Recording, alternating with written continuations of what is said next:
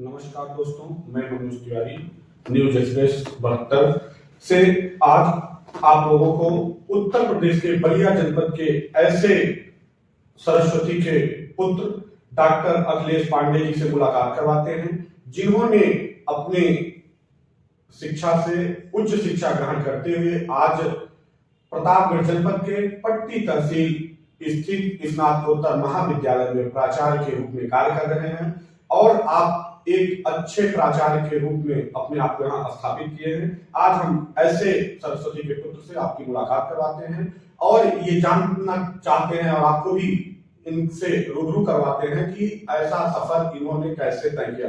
आपका news express 72 में स्वागत है। धन्यवाद मनोज जी और न्यूज एक्सप्रेस 72 के सभी दर्शकों को मेरा नमस्कार।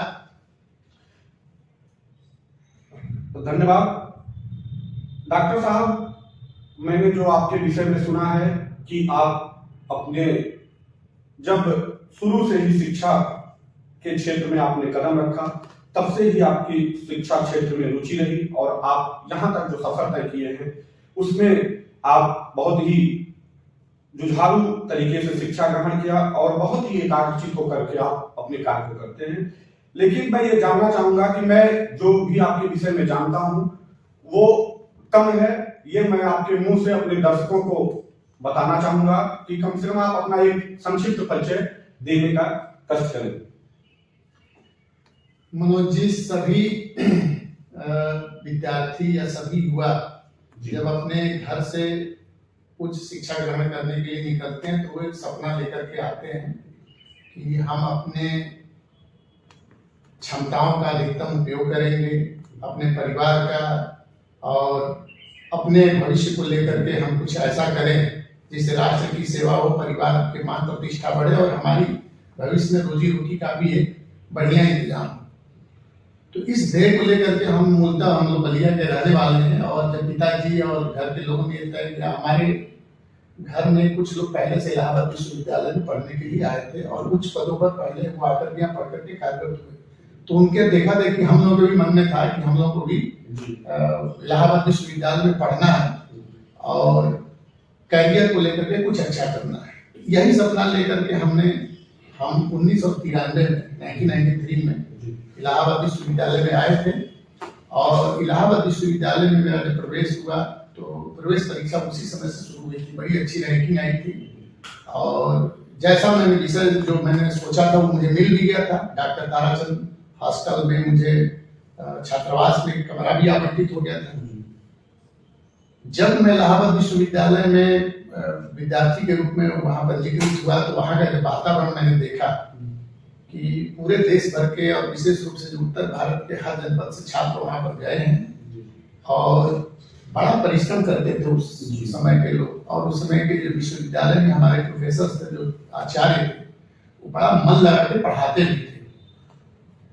तो मैं सौभाग्यशाली रहा कि छात्रावास में मेरे सीनियर्स या जो हमारे साथ के कुछ जो विद्यार्थी रहे उनको मैंने देखा और शुद्ध रूप से एकेडमिक लोग थे और मुझे अच्छे अच्छे टीचर्स का मार्गदर्शन मिला और फिर उसी समय जो है मेरा मन हुआ था कि नहीं, मुझे उच्च शिक्षा में एक शिक्षक बनना है।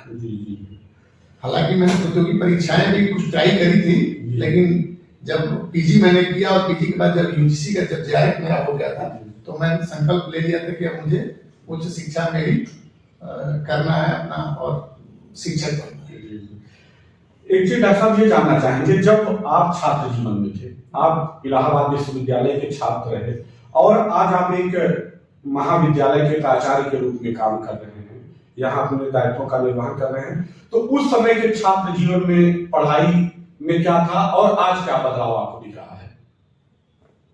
देखिए, बदलाव तो हमेशा प्रकृति का नियम ही है जी।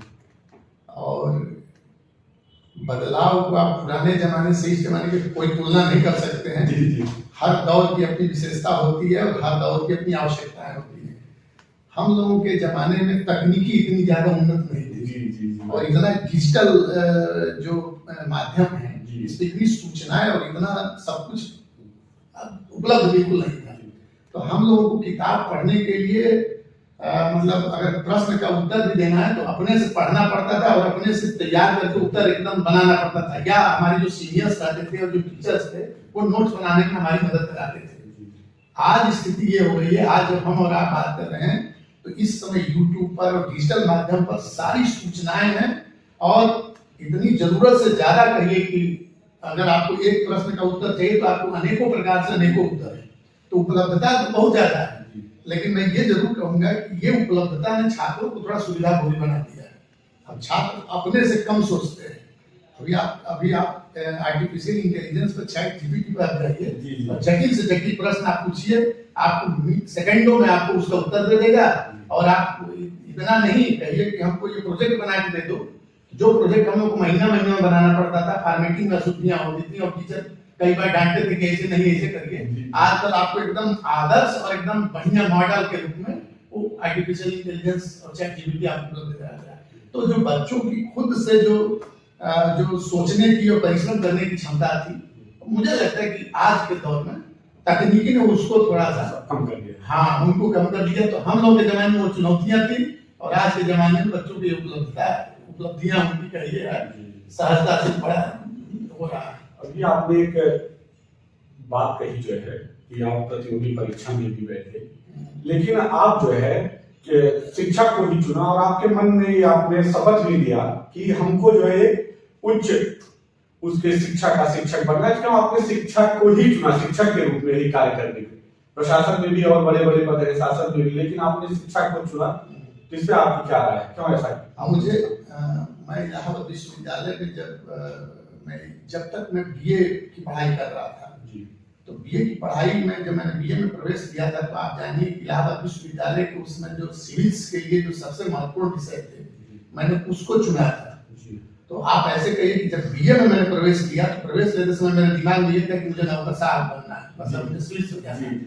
और बीए में मैंने अर्थशास्त्र, प्राचीन इतिहास और भूगोल की पढ़ाई करी थी। ये तीनों कंपटीशन के दृष्टि इतिहास, भूगोल और अर्थशास्त्र, तो मैंने ये तीनों लेकर के पढ़ा। लेकिन जैसे ही मैंने यूजी किया, तो यूजी के बाद एक मेरे टीचर हैं, आज भी हैं और आज भी उनका मार्गदर्शन मुझे मिलता है, प्रोफेसर बीएन सिंह सर हैं। उन्होंने मुझसे कहा कि तुम एमए भूगोल से करो।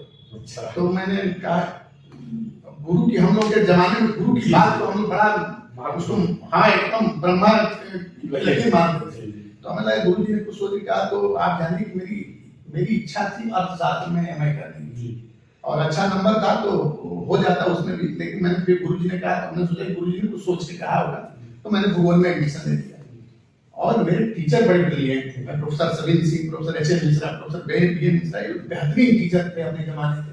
तो उनके मार्गदर्शन में हम लोग को देख करके जब मैं पीजी में आया तो धीरे धीरे मेरा मन किया कि यार प्रोफेसर का कोई जवाब नहीं, इनके चेले एकदम गली गली में रहते हैं। तो थोड़ा सा मुझे ये चीज आकर्षित किया और ईश्वरीय कृपा कहिए कि पीजी करते करते यूजीसी में मेरा जेआरएफ हो गया, तो वो लाइन खुल गई और ज्यादा मुझे मतलब बहुत ज्यादा संघर्ष नहीं करना पड़ा और जेआरएफ हो गया। फिर मेरा हायर एजुकेशन में असिस्टेंट प्रोफेसर पे मेरी नियुक्ति हो गई थी 2003 में आप असिस्टेंट प्रोफेसर के रूप में, हमको लगा आपका प्रतापगढ़ दूसरा जनपद रहा होगा। हाँ, 2003 में मेरी जो नियुक्ति हुई थी आयोग से, वो मेरठ के पास जो है मेरठ विश्वविद्यालय से संबद्ध एक महाविद्यालय था, पश्चिम उत्तर प्रदेश का बड़ा प्रतिष्ठित महाविद्यालय दिगंबर जैन पीजी कॉलेज बड़ौद बागपत में। तो मैं पहली मेरी ज्वाइनिंग वहीं पर थी और मैं वहाँ पर 6 साल था। और फिर उसके बाद जो है इस तरह का कुछ वातावरण बना था कि साथ पश्चिमी उत्तर प्रदेश और उत्तर प्रदेश का बंटवारा हो जाएगा। तो इस आशंका को ध्यान में रखते हुए कहीं हम अपने मूल प्रदेश से कट न जाए, तो मैंने फिर शासन में अपना जो है स्थानांतरण के लिए मैंने आवेदन किया और उस आवेदन के बाद मुझे प्रतापगढ़ में 19 स्नातकोत्तर महाविद्यालय में मैं अपना ट्रांसफर करा करके 2007 में यानी 2009 में आया करके फिर यहाँ। मैंने ये सुना है कि जब आप असिस्टेंट प्रोफेसर के रूप में कार्यरत थे, उस समय आपके द्वारा पढ़ाए गए छात्र बहुत अच्छी प्रगति किए हैं, लेकिन ये भी सुनने में आया है कि आप उस समय छात्र चाहे जिस परिवार से बिलोंग करता हो, चाहे जिस सोसाइटी से बिलोंग करता हो, आप परिवार और सोसाइटी को महत्व न दे करके बच्चों को केवल गुणवत्तापूर्ण शिक्षा ग्रहण करने के लिए प्रेरित करते थे या उनको पनिशमेंट देते थे। मैंने ये भी सुना है कि आपने कई ऐसे छात्रों को जो है अपने उनको शारीरिक दंड देकर के भी सुधारने का काम किया, क्या ये सत्य है? ऐसा है ना कि किसी भी व्यक्ति का जब जब आप मूल्यांकन करेंगे ना, तो उसके शुरू के भी कुछ हम लोग अब मेरी उम्र मान के चलिए 50 साल से ऊपर हो गई है, तो हम लोग 1975 की हमारी जन्म तिथि है। तो हम लोग के जमाने में हम लोग की गुरु जी और हम लोग के माता पिता हम लोग को कोई अगर अनुशासन का पाठ पढ़ाना होता था तो शारीरिक दंड देते थे। तो थोड़ी बहुत वो चीज थी। हालांकि एक शिक्षक जो होता है, जो विद्यार्थी होते हैं, एक शिक्षक के लिए पुत्र से भी ज्यादा और पुत्री से भी ज्यादा प्रिय होते हैं। तो हम लोग अगर कोई दंड भी देते हैं तो हमारा ये रहता है कि उसका सबसे ज्यादा कल्याण उसमें छुपा रहता है। तो कभी भी कोई एक अच्छा शिक्षक अपने बच्चों को अगर कोई किसी भी प्रकार का अगर उसको दंड देता है तो दंड उसको उसी तरीके से होती है जैसे कुम्हार जो है मिट्टी के मटके को पीट पीट करके उसको खूबसूरत स्वरूप में ले आता है, वही होता है। तो और प्रशासनिक जिम्मेदारियां भी कुछ रही इसमें, जैसे चीफ प्राक्टर का काम भी मैंने विश्वनाथ महाविद्यालय में किया था। थोड़ा बहुत बच्चों को ऐसे ही उतना ही होता है। बाकी हाँ, अनुशासन के लिए मैं जरूर जाना चाहता हूँ। बच्चे ये जरूर जानते हैं कि सर के सामने किसी प्रकार की उद्दंडता और किसी प्रकार की बदमाशी नहीं करनी है, बस उसी रूप में लोग जानते हैं। आप अपने असिस्टेंट प्रोफेसर के रूप में जब तक आपने कार्य किया, 2021 में आपका चयन प्राचार्य के रूप में होगा, जिसमें आपने पीजी कॉलेज पट्टी को चुना। और जब आपने यहाँ ज्वाइन किया पीजी कॉलेज पट्टी में, तो उस समय क्या सुविधाएं थी और आज क्या सुविधा है, इस पे भी कुछ प्रकाश डालिए। इस प्रश्न का उत्तर देने से पहले जो पहला प्रश्न आपने पूछा था उसमें थोड़ी सी चीज मेरी कम रह गया था जी। आपने पूछा था कि इतने दिन के शैक्षणिक जो आपका शैक्षणिक यात्रा में, मैं जब आयोग में 2003 में ज्वाइन किया था ना, उसके पहले इलाहाबाद विश्वविद्यालय में मैं 3 साल पढ़ाया था। अच्छा। इलाहाबाद विश्वविद्यालय में भूगोल विभाग में मुझे पढ़ाने का जो है शोध छात्र के रूप में प्रोफेसर सुनील सिंह सर हम लोग के हेड थे। तो उनका ये था कि कोई भी लड़का जो अगर है तो शोध छात्र है तो बच्चों को पढ़ाएगा जरूर। तो उस कार्यकाल में भी मैंने 3 साल पढ़ाया था। तो मेरे पढ़ाए हुए बच्चे तो आईएएस हैं, बंगाल में बहुत सीनियर आईएएस 1-2 बच्चे हैं और बहुत सारे उस क्रम में निकले। 1910 स्नातकोत्तर में भी बहुत सारे बच्चे कुछ सिविल सेवा में गए और अध्यापक बने बहुत। और जब मैं मेरठ में था, मतलब बागपत बड़ौद में था, तो मेरे पढ़ाए हुए निरंजन पीएचडी की हुई लड़कियां 2 छात्राएं हमारी, एक तो अमरोहा में असिस्टेंट प्रोफेसर भूगोल में। तो बच्चे अच्छा करते हैं और हम लोगों ने किया। और आज भी जब मैं प्रिंसिपल के रूप में जब 2021 में इस महाविद्यालय में आया, तो मेरा ये पूरा फोकस रहता है कि बच्चों को मोटिवेशन और उनको इंस्पायर हम लोग करें। हम लोग ये मानते जरूर हैं कि एक अच्छा अध्यापक वह है जो बच्चों को सिर्फ विषय का और इन चीजों का ज्ञान ही न दे, उसको उसके अंदर जो ज्वाला है, जो प्रेरणा पैदा कर दे कि हमको ये चीज करना है। तो एक अध्यापक का सबसे बड़ा काम ये है कि उस बच्चे के अंदर उस तरह का एक जज्बा पैदा कर दे कि वो अपने लक्ष्य के प्रति फिर वो समर्पित होकर के काम करता है। तो ये काम जरूर हम लोगों का रहता है। दूसरा ये प्रश्न मैं फिर आपसे एक बात पूछता हूँ कि जब आपने यहाँ प्राचार्य के रूप में अपना कार्यभार 2021 में आपने ग्रहण किया, तो उस समय विद्यालय में क्या सुविधा थी और आपके आने के लगभग 4.5 वर्ष बीत चुके हैं, इस समय क्या सुविधा और क्या बदलाव हुआ इस पीजी कॉलेज पट्टी में? देखिए, पीजी कॉलेज पट्टी प्रतापगढ़ जब मैं आया जी, तो पहले से ही ये जो है प्रतापगढ़ जनपद का एक प्रतिष्ठित संस्थान के रूप में सुविख्यात था। यहाँ के पुराने प्रिंसिपल प्राचार्यों ने बड़ा परिश्रम किया था, क्योंकि मुझे याद है कि मैं जब एक बार 1999 के आसपास की बात है, तो मैं अपने किसी एक मित्र के साथ यहाँ पर आया था। अच्छा। इस महाविद्यालय में। तो 1999 में जो मैं महाविद्यालय का स्वरूप देखा और जब मैं यहाँ पर प्रिंसिपल के रूप में आया तो बड़ा जमीन और आसमान का अंतर। उस समय खबड़ैल था 1999 में। तो मेरे के पहले डॉक्टर आरपी अग्रहरी जी और उसके पहले डॉक्टर जीसी शुक्ला सर, लगभग 22 साल बाद। हाँ, तो संयोग है छात्र जीवन में हम इलाहाबाद विश्वविद्यालय में थे, किसी मित्र के साथ चले आए थे और बाद प्राचार्य के रूप में आए। तो देखा तो मैंने मतलब बड़ा अच्छा सुखद आश्चर्य लगा। तो इन लोगों ने बड़ा किया। हमने जब यहाँ पर कार्यभार ग्रहण किया तो उस समय जो आरबी अग्रहरी साहब थे, जो हमारे पूर्व वाले प्राचार्य थे, तो वो भी काफी, उनके पास एक लंबा अनुभव था काम करने का, तो दोनों सारे टीचर और वो उनका अनुभव नहीं करते, हम लोगों ने 4.5 सालों में महाविद्यालय बहुत बहुत अच्छा ले आए। और आज की स्थिति है कि विश्वविद्यालय में एक फिजिकल पट्टी का नाम बड़ा सर्वाधिक प्रतिष्ठा से लिया जाता है, और आज हमारे यहाँ आप ये मानिए कि 3,500 3600 के आसपास लड़के पंजीकृत हैं, विद्यार्थी पंजीकृत हैं। राष्ट्रीय सेवा योजना की 4 इकाइयां विश्वविद्यालय में सर्वाधिक है, रोवा सरिंदर एनसीसी है, तो जितने प्रकार के एक्स्ट्रा करिकुलर जो एक्टिविटीज होती है सब कुछ है।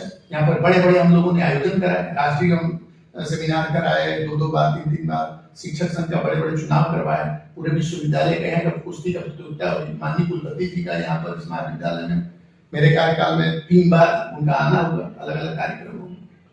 तो कुल मिलाकर के आज स्थिति है कि हमारे आने के बाद भी बीएससी की स्थायी मान्यता हम लोगों ने ली, और कई नए विषय यूजी में भी और पीजी में भी हम लोगों ने जोड़े, तो ये चल रहा है और आगे भी हम इस पे करेंगे अच्छा ही। जी, एक मेरा प्रश्न और है कि जो इस समय आपके कार्यकाल में जब आपका छात्र जीवन था, जब आप शिक्षा ग्रहण कर रहे थे, और आज के समय में जो शिक्षा के क्षेत्र में गिरावट आ रही है, उस पे आप क्या कहेंगे?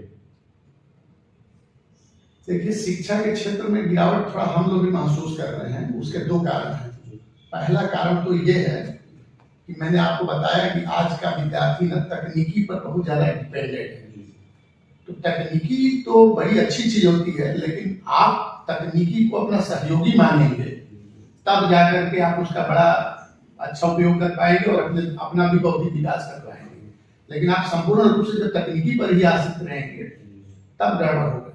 अब हम लोगों ने जो इधर 4-5 सालों में 7-8 सालों में महसूस किया कि बच्चे जो है ना, जो पुस्तक होती है, जो प्रमाणिक पुस्तकें हैं उस पर कम है। उनको लगता है कि साइड टाइप पे कोई छोटी पुस्तकें पढ़ लें या उत्तर यूट्यूब से हम पढ़ करके लिख लें, तो जो अध्ययन में जो गहराई आनी चाहिए वो नहीं आ रही। नंबर 1। नंबर 2 कि इधर जो है पिछले जब आप देखेंगे 20 साल में स्व-वित्त पोषित कॉलेजों की बाढ़ सी आ गई, बहुत ज्यादा। जब स्व-वित्त पोषित कॉलेज, आप ये मान के चलिए कि जैसे अपने एक उदाहरण के रूप में हमारे विश्वविद्यालय से मान के चलिए कि 650 के लमसम डिग्री कॉलेज एसोसिएटेड है।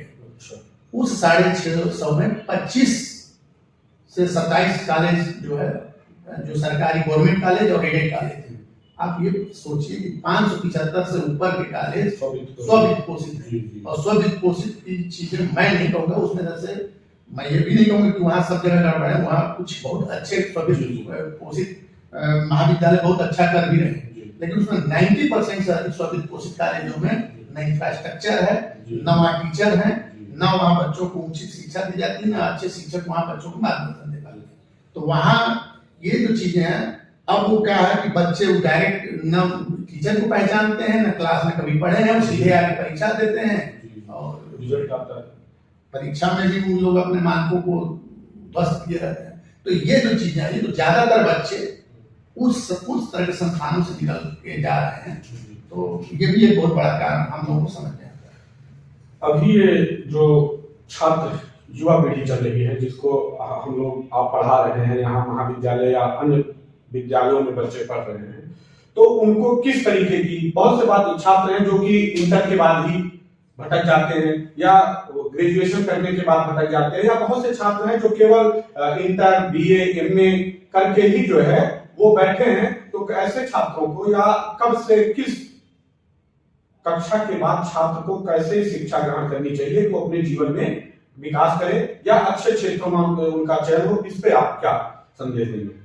देखिए मनोज जी, और न्यूज एक्सप्रेस 72 के सभी जो विद्यार्थी युवा और अभिभावक इस हमारी और मनोज जी की बातचीत को देख रहे हैं, मैं सभी से ये कहना चाहूंगा कि जो टीन एज होती है, जैसे लड़का अगर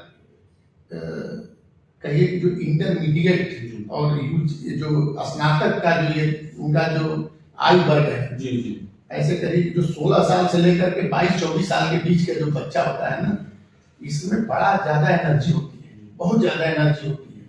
अगर उस एनर्जी को सही दिशा अगर आप नहीं देंगे तो वो उपद्रव करेगा, वो गड़बड़ करेगा और भटक जाएगा। इसलिए हम लोग बच्चों को ये जरूर कहते हैं कि अगर आप इस अवस्था में अपने आप को संभाल ले गए और कोई जीवन में जो बढ़िया एक टारगेट है उसको सेट करके उसी पर आप परिश्रम करते हो, तो आप जीवन में आप इतना बड़ा काम करोगे कि आपके परिवार वाले और आपके समाज के लोग और सब सारे लोग जो आपसे जुड़े हुए उस पर आप पे फख्र करेंगे। लेकिन अगर आपका थोड़ा भी इस पे विचलन हुआ तो आप जिंदगी भर, तो हम लोग आमतौर पर समझाते हैं इस समय अगर जो 17 से 25 साल के बीच में मौज किया वो जिंदगी भर संघर्ष करेगा, और जो इस आयु वर्ग में परिश्रम और तपस्या किया वो जिंदगी भर एकदम जान लीजिए कि मौज करेगा, और उसके परिवार, उसके घर परिवार से जुड़े हुए सभी लोग सुखी रहेंगे। तो ये हम लोग जरूर करते हैं। तो मेरा सभी से, विद्यार्थियों से, युवाओं से और अभिभावकों से भी मेरा आग्रह है कि इंटरमीडिएट के बाद जब आप स्नातक में या कोई भी कोर्स करने जाते हैं तो आप अपने जीवन में शिक्षा के माध्यम से जो आपने लक्ष्य निर्धारित कर रखे हैं उस लक्ष्य पर ही फोकस करिए। अभिभावकों से भी मेरा आग्रह है कि बच्चों पर अपनी राय न थोपें। अपना कोई जैसे मान लीजिए कभी कभी कोई अभिभावक ये सोचता है कि नहीं हमारा लड़का यही बनेगा, तो वो अपनी इच्छा जबरदस्ती बच्चों पर थोपते हैं। ये भी मत थोपिए। बच्चे कोई जरूरी है क्या सारे सफल लोग क्या सिविल सर्विसेज में ही है क्या? भाई हर समाज के या इस समाज में जितने प्रकार के काम है उस काम में भी अगर आप अपने को बहुत बढ़िया से करेंगे तो प्रतिष्ठा प्राप्त कर सकते हैं। बहुत सारे ऐसे लोग हैं जिन्होंने सिविल सर्विसेज में प्रतिष्ठा प्राप्त किया है। बहुत सारे लोग ऐसे हैं जो शिक्षक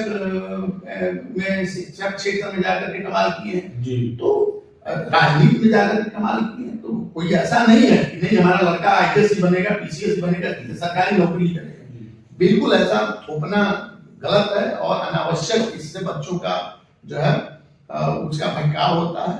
बच्चों को जो स्वाभाविक रूप से उनको जिसमें उनको रुचि हो वो अपना कोर्स पढ़ना चाहिए। हाँ ये जरूर है कि उसको पढ़ना जरूर चाहिए, उसमें गहराई को उतर के पढ़ें और निश्चित रूप से वो सफलता प्राप्त करेंगे। और अगर उन्होंने इस तरह का अभ्यास 24 साल 25 साल तक कर लिया तो निश्चित ही जीवन में वो अपने सफलता को प्राप्त करेंगे। ये अभी जो नई शिक्षा नीति आई है इस पे आप क्या कहना चाहेंगे? नई शिक्षा नीति जो 2020 आई है, राष्ट्रीय शिक्षा नीति 2020, ये आज के भारत के लिए ये बहुत जरूरी थी, बहुत प्रतीक्षित थी और विद्यार्थियों और छात्रों में लंबे समय से इसकी मांग थी जो एकेडमिक क्षेत्र में लोग हैं। क्योंकि आज के जो समाज है और आज का जो भारत है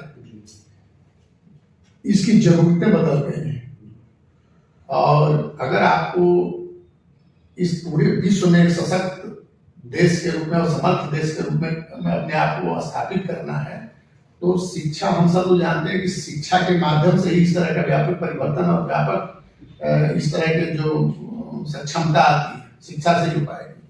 तो इस दृष्टि को ही लेकर के नई राष्ट्रीय शिक्षा नीति बनाई गई है। ये व्यक्ति के समग्र विकास की बात करती है।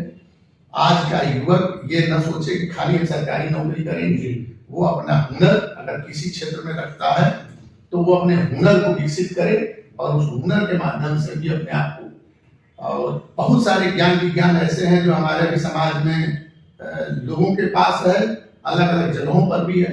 तो नई शिक्षा नीति में उस ज्ञान को भी वहां से लेकर के पाठ्यक्रमों में रखने की बात। आप देखेंगे कि अभी नियुक्तियां भी होने लगी इस तरह की कि अगर कोई व्यक्ति अपने किसी क्षेत्र में बहुत एक्सपर्ट है तो उसको सीधे पकड़ करके उसको यूनिवर्सिटी में प्रोफेसर बनाया जा सकता है। जरूरी है कि आपको अगर खूब बेहतरीन एक चेयर लकड़ी का कुर्सी बनाना है तो आप कोई ऐसा नहीं कि MA और BA करके कारपेंटरी का डिग्री लेकर के पढ़ता है। कोई जरूरी नहीं है कि आप उसको उतना बढ़िया बनाएंगे जितना गांव का बिना पढ़ा लिखा पुराना 40 साल से उस काम में लगा हुआ पढ़ाई बेहतरीन ढंग से करेंगे। तो ऐसे लोगों को भी आज के इस शिक्षा नीति में स्थान मिला है और ये बदलते भारत के लिए और आज के भारत के लिए एक बहुत बड़ा वरदान सिद्ध होने वाला है। हाँ ये जरूर है कि इसमें जो जो ग्रामीण क्षेत्र में या छोटे जगहों पे कुछ महाविद्यालय या शिक्षा संस्थाएं हैं, इस पे सरकार को उनको अलग से थोड़ा सा उनके इंफ्रास्ट्रक्चर को देखते हुए उनको सहयोग या अनुदान राशि देने की भी जरूरत है। जी।